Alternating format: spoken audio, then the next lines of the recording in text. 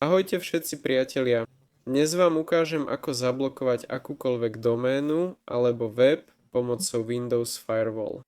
Najprv si vyberme, ktorú stránku chceme zablokovať. Povedzme www.instagram.com.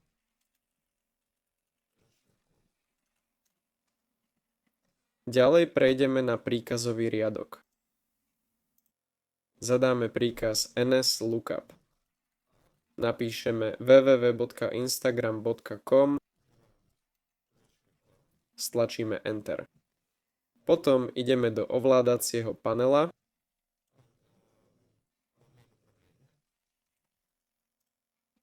Tu zvolíme veľké ikony.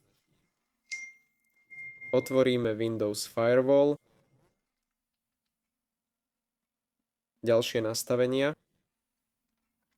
Tu pridáme pravidlá odchádzajúcej siete, klikneme pravým na nové pravidlo, vyberieme vlastné, klikneme na ďalej, tu zvolíme všetky programy, tu vyberieme akékoľvek, toto je dôležité, ďalej vyberieme IP adresy z príkazového riadka, toto je IPv6 adresa,